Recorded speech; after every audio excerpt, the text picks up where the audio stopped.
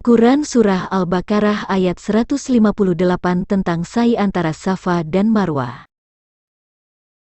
Al-Quran banyak mencatat kisah para nabi dari umat Israel dan berita tentang Taurat dan Injil, tetapi telah dipalsukan dengan menyusupkan ayat-ayat yang berhubungan dengan agama pagan Mekah, supaya seolah-olah Tuhan yang sama telah memberi wahyu kepada Muhammad untuk memuliakan Tuhan negeri Mekah di Ka'bah. Untuk itu perlu dibuka ajaran mana saja yang telah disusupkan atau disamarkan seolah-olah berasal dari Allah Abraham, Ishak dan Yakub, supaya mereka yang ingin mencari kebenaran tersadar bahwa dirinya telah tertipu. Quran Surah Al-Baqarah ayat 158 mengatakan, "Sesungguhnya Safa dan Marwah merupakan sebagian syiar Allah, maka barang siapa beribadah haji ke Baitullah atau berumrah, tidak ada dosa baginya mengerjakan sa'i antara keduanya, dan barang siapa dengan kerelaan hati mengerjakan kebajikan, maka Allah Maha mensyukuri, Maha mengetahui." Quran Surah Al-Baqarah ayat 158 ini menjelaskan bahwa Safa dan Marwah adalah sebagian dari syiar Allah dengan melakukan sa'i yang wajib dilakukan ketika melaksanakan ibadah haji. Apakah Anda mengetahui latar belakang tradisi sa'i? Secara umum ada dua pendapat yang menjadi latar belakang melakukan sa'i antara Safa dan Marwah. Pertama, di zaman pra-Islam Safa dan Marwah adalah tempat berhala Isaf dan Naila. Kedua, ibadah sa'i diklaim erat kaitannya dengan kisah Siti Hajar mencari air bolak-balik antara bukit Safa dan Marwah untuk putranya Ismail dan munculnya air Zam-Zam. Yang pertama lebih sesuai dengan sejarah Ka'bah di zaman pra-Islam, sedangkan yang kedua hanyalah berita hoaks, karena Ibrahim, Hagar dan Ismail tadinya tinggal bersama Sarah di daerah Palestina sekarang yang berjarak lebih dari 1.300 km dari Mekah, sehingga tidak ada logikanya Hajar dan Ismail berjalan kaki sejauh 1.300 km di padang gurun yang panas dan dengan persediaan makanan yang terbatas. Untuk pendapat yang pertama, saya akan menggunakan referensi beberapa artikel yang berbeda yang ada di internet yang saya yakini sebagai artikel dari seseorang yang beragama Islam, yang dapat diakses dengan mudah. Yang pertama sebuah artikel yang berjudul, Asbabun Nuzul Quran Surah Al-Baqarah ayat 158. Asbabun Nuzul Quran Surah Al-Baqarah ayat 158. Dikutip dari sumber, http://asbabunuzul-2014-2006-06-Asbabunuzul Kis Al-Baqarah 2158.html. Asbabunuzul artinya, sebab-sebab atau latar belakang turunnya suatu ayat Al-Quran. Sa'i antara Bukit Safa dan Marwah awalnya merupakan sebuah ritual bagi kaum Ansar dalam rangka menghormati Togut, yaitu berupa patung bernama Manat di daerah Al-Musyalal. Pada saat Rasulullah mencontohkan sa'i sebagai bagian dari rukun dalam berhaji, sebagian kaum Ansar pada saat itu ada yang merasa berdosa karena mengingatkan mereka kepada ritual yang biasa mereka kerjakan di tempat yang sama untuk menyembah Togut, untuk mengobati kegalauan berjamaah yang terjadi saat itu. Maka Allah menurunkan Quran Surah Al-Baqarah ayat 158. Berikut adalah riwayat lengkap mengenai Asbabun Nuzul Quran Surah Al-Baqarah ayat 158. Telah menceritakan kepada kami, Abu Al-Yaman telah mengabarkan kepada kami, Syuaib dari Az-Zuhri berkata, Urwah, aku bertanya kepada Aisyah radhiyallahu anhu, kataku kepadanya, bagaimana pendapatmu tentang firman Allah Ta'ala, Quran Surah Al-Baqarah ayat 158 yang artinya, sesungguhnya Safa dan Al-Marwah adalah sebahagian dari syiar-syiar Allah, maka barang siapa yang beribadah haji ke Baitullah atau berumrah, maka tidak ada dosa baginya mengerjakan sa'i antara keduanya, dan demi Allah tidak ada dosa bagi seseorang untuk tidak bertawaf antara Bukit Safa dan Al-Marwah. Aisyah radhiyallahu anhu berkata, buruk sekali apa yang kamu katakan itu wahai putra saudariku. Sesungguhnya ayat ini bila tafsirannya menurut pendapatmu tadi, berarti tidak berdosa bila ada orang yang tidak melaksanakan sa'i antara keduanya. Akan tetapi ayat ini turun berkenaan dengan kaum Ansar, yang ketika mereka belum masuk Islam, mereka berniat haji untuk patung Manat Sang Tokhut yang mereka sembah di daerah Al-Musyalal. Waktu itu, barang siapa yang berniat haji, dia merasa berdosa bila harus sa'i antara Bukit Es Safa dan Al-Marwah, karena demi menghormati patung mereka itu. Setelah mereka masuk Islam, mereka bertanya kepada Rasulullah Shallallahu Alaihi Wasallam tentang masalah itu. Mereka berkata, "Wahai Rasulullah, kami merasa berdosa bila melaksanakan sa'i antara Bukit Es Safa dan Al-Marwah." Maka kemudian Allah Ta'ala menurunkan ayat, "Sesungguhnya Es Safa dan Al-Marwah adalah sebahagian dari syiar-syiar Allah." Aisyah radhiyallahu anhu berkata, "Sungguh Rasulullah Shallallahu Alaihi Wasallam telah mencontohkan sa'i antara kedua bukit tersebut dan tidak boleh seorang pun untuk meninggalkannya. Kemudian aku kabarkan hal ini kepada Abu Bakar bin Abdurrahman, maka katanya, sungguh ini suatu ilmu yang aku belum pernah mendengar sebelumnya. Padahal aku sudah mendengar dari orang-orang ahli ilmu yang menyebutkan bahwa di antara manusia, selain orang-orang yang diterangkan oleh Aisyah radhiyallahu anhu itu, ada yang dahulu melaksanakan ihram untuk manat, mereka juga melaksanakan sa'i antara Bukit Es Safa dan Al-Marwah." Ketika Allah menyebutkan tawaf di Ka'bah Baitullah tapi tidak menyebut sa'i antara Bukit Es Safa dan Al-Marwah dalam Al-Quran, mereka bertanya kepada, "Wahai Rasulullah, dahulu kami melaksanakan tawaf antara Bukit Es Safa dan Al-Marwah dan Allah telah menurunkan ayat tentang tawaf di Ka'bah Baitullah tanpa menyebut Es Safa. Apakah berdosa bagi kami bila kami sa'i antara Bukit Es Safa dan Al-Marwah?"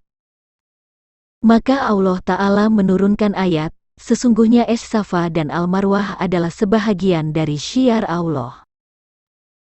Abu Bakar bin Abdurrahman berkata, "Maka aku mendengar bahwa ayat ini turun untuk dua golongan orang, yaitu golongan orang-orang yang merasa berdosa karena pernah melaksanakan sa'i antara Bukit Es Safa dan Al-Marwah saat mereka masih jahiliyah, karena pernah melaksanakan untuk patung manat, dan golongan orang-orang yang pernah melaksanakannya namun merasa berdosa bila melaksanakannya kembali setelah masuk Islam karena Allah pada mulanya hanya menyebutkan tawaf di Ka'bah Baitullah dan tidak menyebut Es Safa hingga kemudian dia menyebutkannya setelah memerintahkan tawaf di Ka'bah Baitullah." Di zaman pra-Islam, Safa dan Marwah adalah tempat berhala Isaf dan Naila. Dikutip dari https://2.wikipedia.org/wiki-isaf-n-Naila. Isaf dan Naila adalah dua dewa yang disembah sebagai dewa dan dewi di Arab pra-Islam. Mereka terutama disembah oleh orang Quraisy. Beberapa cendekiawan Muslim, termasuk Al-Azraqi, mengklaim bahwa Amir ibn Luhai, patriark suku Arab Bani Khuza'ah, yang memperkenalkan penyembahan berhala di Mekah, bertanggung jawab atas penyembahan Isaf dan Naila. Dia telah meminta orang untuk menyembah mereka dan membenarkan fakta bahwa nenek moyang mereka telah melakukannya. Quraisy Qusay ibn Kilab kemudian membawa kedua batu itu ke sumur Zam-Zam di dekat Ka'bah. Isaf dan Naila dikatakan sangat penting bagi suku Quraisy, terkait dengan pengorbanan Quraisy yang melibatkan talbiyah yang secara khusus ditujukan kepada Isaf. Berbagai legenda ada tentang berhala, termasuk salah satu yang mereka membatu setelah mereka melakukan perzinahan di Ka'bah. Ibn Al-Kalbi mewariskan legenda tersebut dalam buku berhalanya sebagai berikut. Mereka berangkat untuk menunaikan ibadah haji. Setibanya di Mekah, mereka memasuki Ka'bah, mengambil keuntungan dari tidak adanya orang lain dan privasi rumah suci.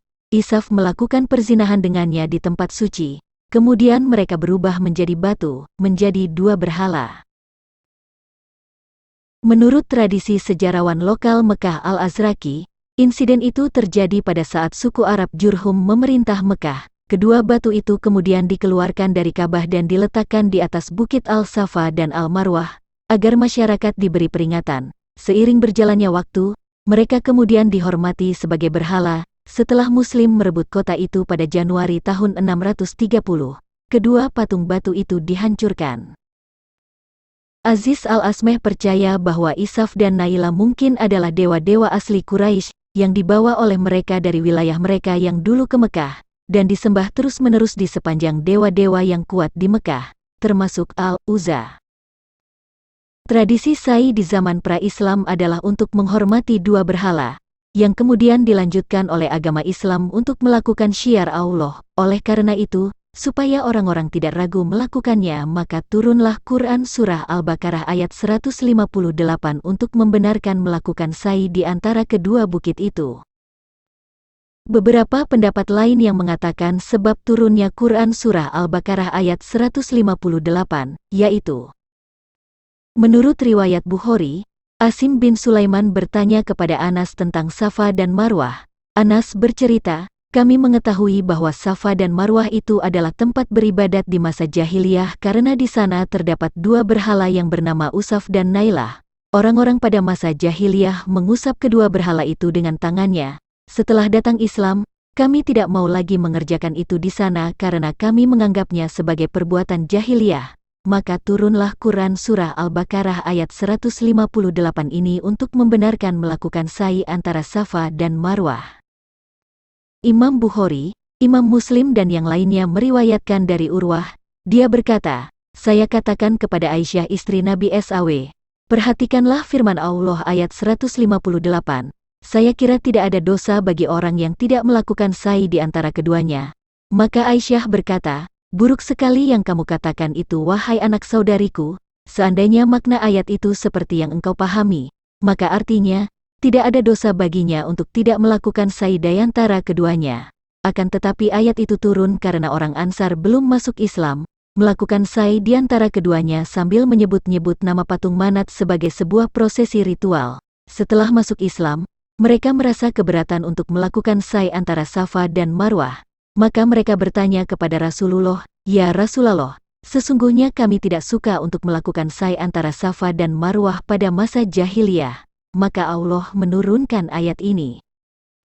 Quran Surah Al-Baqarah ayat 158 ini diklaim diterima oleh Muhammad ketika berada di Madinah, sehingga surat Al-Baqarah ini digolongkan sebagai surat Madaniyah. Pertanyaan: di mana lokasi Safa dan Marwah?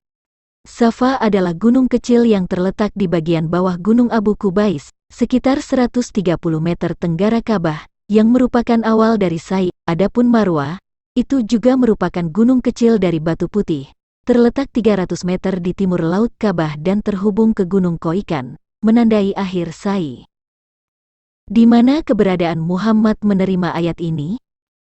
Menurut pendapat para ulama, ayat ini turun ketika Muhammad di Madinah, sebagai jawaban atas keraguan kaum Ansar, karena pada saat itu ada yang merasa berdosa karena mengingatkan mereka kepada ritual yang biasa mereka kerjakan di tempat yang sama untuk menyembah togut.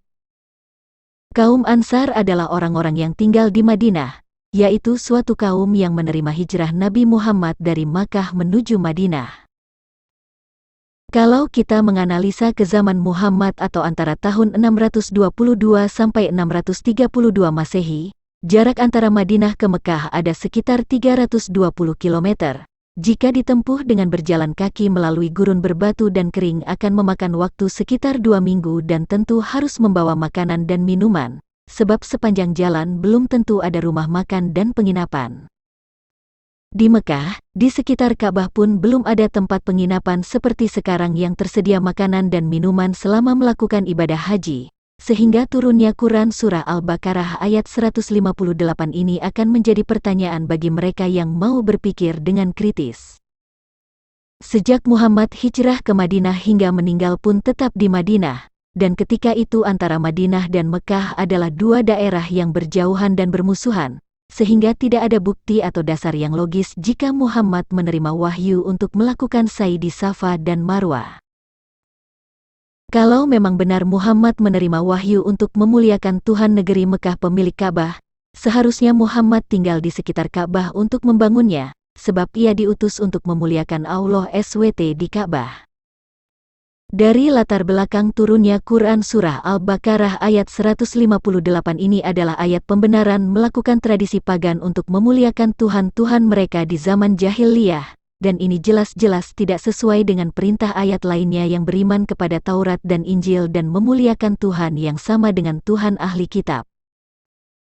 Sedangkan di ayat lain di dalam Al-Quran dikatakan, dan janganlah kamu berdebat dengan ahli kitab, melainkan dengan cara yang baik, kecuali dengan orang-orang yang zalim di antara mereka, dan katakanlah, Kami telah beriman kepada kitab-kitab yang diturunkan kepada kami dan yang diturunkan kepadamu, Tuhan kami dan Tuhan kamu satu, dan hanya kepadanya kami berserah diri. Quran Surah Al-Ankabut ayat 46.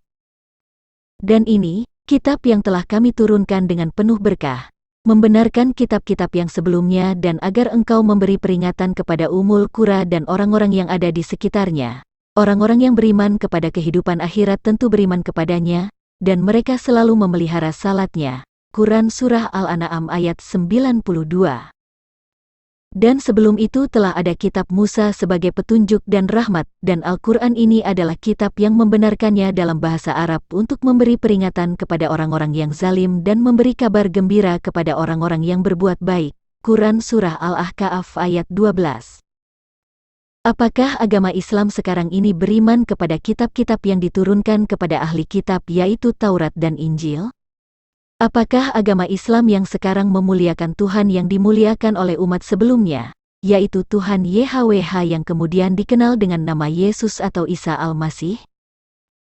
Di dalam Al-Quran pun ada tertulis, mereka itulah yang telah diberi petunjuk oleh Allah, maka ikutilah petunjuk mereka. Katakanlah Muhammad, aku tidak meminta imbalan kepadamu dalam menyampaikan. Al-Quran itu tidak lain hanyalah peringatan untuk seluruh alam. Quran Surah Al-An'am ayat 90. Apakah sa'i antara Safa dan Marwah merupakan petunjuk Allah kepada para nabi sebelumnya dan terdapat di dalam Taurat dan Injil? Nah, turunnya ayat untuk melakukan sa'i antara Safa dan Marwah yang ada di Mekah, dan ayat lain yang memerintahkan menyembah Tuhan negeri Mekah pemilik Ka'bah. Sedangkan secara histori Muhammad tinggal di Madinah hingga dia meninggal, sama sekali tidak masuk akal. Apalagi dengan ayat yang mengatakan beriman kepada kitab-kitab sebelumnya, mengikuti petunjuk para nabi sebelumnya dan Tuhannya sama, semakin tidak nyambung. Ajaran agama Islam setelah Muhammad meninggal telah murtad dari Taurat dan Injil serta Tuhan yang menurunkannya, karena telah kembali memuliakan Tuhan negeri Mekah pemilik Ka'bah, ilah sesembahan Bani Quraisy di zaman Jahiliyah, yang sesungguhnya adalah Hubal yang diimani oleh orang-orang Quraisy sebagai Allah di zaman pra-Islam. Agama Islam sekarang telah membuat ajaran yang mendustakan kitab-kitab sebelumnya, yaitu hadis, qiyas, ijma ulama, fatwa ulama dan lain-lain yang bersumber dari orang-orang yang sama sekali tidak mengenal Allah. Padahal petunjuk dan rahmat dari Allah adalah kitab Taurat dan Injil, sedangkan Al-Quran adalah kitab peringatan untuk membenarkannya. Al-Quran berkata, kemudian kami telah memberikan kepada Musa kitab Taurat untuk menyempurnakan nikmat kami kepada orang yang berbuat kebaikan, untuk menjelaskan segala sesuatu, dan sebagai petunjuk dan rahmat, agar mereka beriman akan adanya pertemuan dengan Tuhannya. Quran Surah Al-An'am ayat 154. Sungguh, kami yang menurunkan kitab Taurat, di dalamnya ada petunjuk dan cahaya, yang dengan kitab itu para nabi yang berserah diri kepada Allah memberi putusan atas perkara orang Yahudi, demikian juga para ulama dan pendeta-pendeta mereka, dan seterusnya. Quran Surah Al-Maidah ayat 44. Dan kami teruskan jejak mereka dengan mengutus Isa putra Maryam, membenarkan kitab yang sebelumnya, yaitu Taurat, dan kami menurunkan Injil kepadanya, di dalamnya terdapat petunjuk dan cahaya, dan membenarkan kitab yang sebelumnya yaitu Taurat, dan sebagai petunjuk serta pengajaran untuk orang-orang yang bertakwa. Quran Surah Al-Maidah ayat 46. Katakanlah Muhammad, siapakah yang menurunkan kitab Taurat yang dibawa Musa sebagai cahaya dan petunjuk bagi manusia, dan seterusnya. Quran Surah Al-An'am ayat 91. Dan sesungguhnya, telah kami berikan kepada Musa Alkitab, sesudah kami binasakan generasi-generasi yang terdahulu, untuk menjadi pelita bagi manusia, dan petunjuk dan rahmat, agar mereka ingat pada kebenaran. Quran Surah Al-Qasas ayat 43. Dan sebelum Al-Quran itu, telah ada kitab Musa sebagai petunjuk dan rahmat, dan ini, Al-Quran adalah kitab yang membenarkannya dalam bahasa Arab, untuk memberi peringatan kepada orang-orang yang zalim, dan memberi kabar gembira kepada orang-orang yang berbuat baik. Quran Surah Al-Ahqaf ayat 12. Maka jika mereka mendustakan engkau Muhammad, maka ketahuilah rasul-rasul sebelum engkau pun telah didustakan pula. Mereka membawa mukjizat-mukjizat yang nyata, Zabur dan kitab yang memberi penjelasan yang sempurna. Quran Surah Ali Imran ayat 184. Dan ingatlah, ketika kami berikan kepada Musa Alkitab, dan keterangan yang membedakan antara yang benar dan yang salah, agar kau mendapat petunjuk. Quran Surah Al-Baqarah ayat 53. Beberapa ayat Al-Quran yang diajarkan Muhammad mengakui jika Isa memiliki sifat ilahi, antara lain. Al-Masih adalah kalimatullah, firman Allah. Tidak ada seseorang pun yang disebut firman Allah selain Isa Al-Masih. Isa berasal dari roh Allah dan Isa bukan dari benih manusia. Isa adalah seorang yang terkemuka di dunia dan di akhirat. Isa memiliki pengetahuan tentang hari kiamat, sedangkan pengetahuan tentang hari kiamat hanya Allah. Isa seorang laki-laki yang tidak berdosa, perkataan yang benar, dan Isa adalah jalan yang lurus. Dan Muhammad pun telah menolak menyembah apa yang dimuliakan oleh kaum Quraisy di Ka'bah, Tuhan agama leluhurnya, yaitu Tuhan negeri Mekah pemilik Ka'bah, sebab dia telah beriman kepada Taurat dan Injil. Di Quran Surah Al-Mu'min ayat 66 dikatakan, "Katakanlah Muhammad, sungguh, aku dilarang menyembah sembahan yang kamu sembah selain Allah, setelah datang kepadaku keterangan-keterangan dari Tuhanku, dan aku diperintahkan agar berserah diri kepada Tuhan seluruh alam."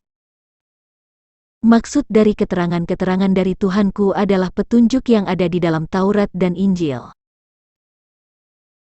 Dan tentu Allah yang dimaksud di sini bukan Tuhan negeri Mekah pemilik Ka'bah, tetapi Allah para nabi sebelumnya.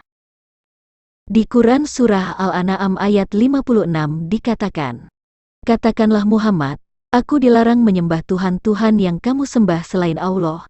Katakanlah, aku tidak akan mengikuti keinginanmu. Jika berbuat demikian, sungguh tersesatlah aku, dan aku tidak termasuk orang yang mendapat petunjuk." Dan tentu Allah yang dimaksud di sini bukan Tuhan negeri Mekah pemilik Ka'bah, tetapi Allah para nabi sebelumnya. Hal ini dapat dilihat di dalam Quran Surah An-Najm ayat 23 yang berkata, "Itu, Al-Lata, Al-Uzza, dan Al-Manat, tidak lain hanyalah nama-nama yang kamu dan nenek moyangmu mengada-adakannya. Allah tidak menurunkan suatu keterangan apapun untuk menyembahnya. Mereka hanya mengikuti dugaan, dan apa yang diingini oleh keinginannya, padahal sungguh, telah datang petunjuk dari Tuhan mereka."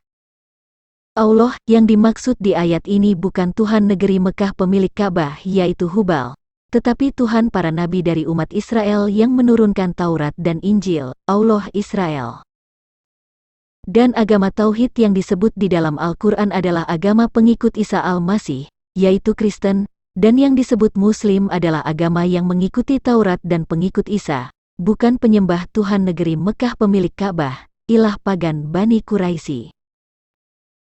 Untuk lebih jelasnya, mari kita lihat pernyataan Quran Surah Al-Anbiya, ayat 91-92. "Dan ingatlah kisah Maryam yang memelihara kehormatannya, lalu kami tiupkan roh dari kami ke dalam tubuhnya, kami jadikan dia dan anaknya sebagai tanda kebesaran Allah bagi seluruh alam. Sungguh, agama Tauhid inilah agama kamu, agama yang satu, dan aku adalah Tuhanmu, maka sembahlah aku." Kedua ayat ini adalah berita tentang Isa Al-Masih dan agama yang mengikuti kabar baik ini adalah agama Tauhid, yaitu Kristen. Al-Quran Quran Surah Al-Mu'minun ayat 50-52 berkata, "Dan telah kami jadikan Isa putra Maryam bersama ibunya sebagai suatu bukti yang nyata bagi kebesaran kami, dan kami melindungi mereka di sebuah dataran tinggi, dengan mata air yang mengalir."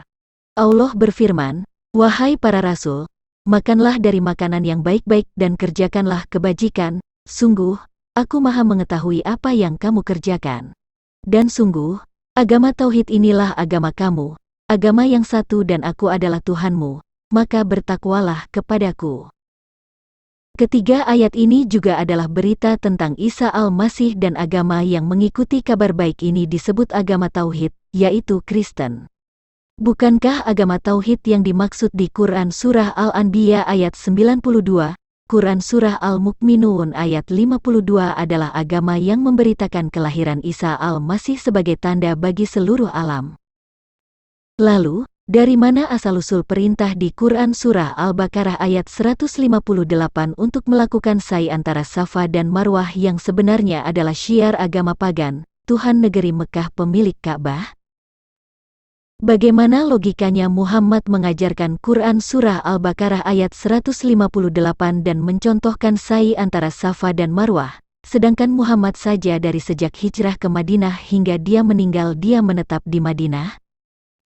Bagaimana logikanya Muhammad menerima perintah di Quran Surah An-Naml ayat 91 untuk menyembah Tuhan negeri Mekah pemilik Ka'bah ilah pagan Bani Quraisy, sedangkan Muhammad saja tinggal di Madinah yang mengajarkan Taurat dan Injil serta membangun masjid yang berkiblat ke Yerusalem? Sedangkan orang yang bertakwa menurut Al-Quran adalah, dan kami teruskan jejak mereka dengan mengutus Isa putra Maryam, membenarkan kitab yang sebelumnya, yaitu Taurat, dan kami menurunkan Injil kepadanya, di dalamnya terdapat petunjuk dan cahaya, dan membenarkan kitab yang sebelumnya yaitu Taurat, dan sebagai petunjuk serta pengajaran untuk orang-orang yang bertakwa. Quran Surah Al-Maidah ayat 46. Barang siapa tidak memutuskan berdasarkan apa yang diturunkan Allah, mendustakan ayat-ayatnya atau mengingkarinya maka mereka itulah orang-orang kafir. Al-Quran berkata, adapun orang-orang yang kafir dan mendustakan ayat-ayat kami, mereka itu penghuni neraka, mereka kekal di dalamnya. Quran Surah Al-Baqarah ayat 39. Sungguh, kami yang menurunkan kitab Taurat, di dalamnya ada petunjuk dan cahaya, yang dengan kitab itu para nabi yang berserah diri kepada Allah memberi putusan atas perkara orang Yahudi. Demikian juga para ulama dan pendeta-pendeta mereka, sebab mereka diperintahkan memelihara kitab-kitab Allah dan mereka menjadi saksi terhadapnya. Karena itu janganlah kamu takut kepada manusia, tetapi takutlah kepadaku, dan janganlah kamu jual ayat-ayatku dengan harga murah. Barang siapa tidak memutuskan dengan apa yang diturunkan Allah, maka mereka itulah orang-orang kafir. Quran Surah Al-Maidah ayat 44. Karena umat Islam telah mengingkari dan mendustakan ayat-ayatnya, atau tidak bertakwa kepada Allah menurut apa yang diturunkannya yaitu Taurat dan Injil serta berpaling ke ilah pagan yang dimuliakan di Ka'bah, maka umat Islam pasti masuk neraka seperti yang telah tertulis di Quran Surah Maryam ayat 71-72. Oleh karena itu, silahkan cepat bertobat dan tinggalkan ilah pagan Bani Quraisy yang dimuliakan di Ka'bah dan kembali ke kitab Taurat dan Injil seperti yang diajarkan Muhammad di zamannya.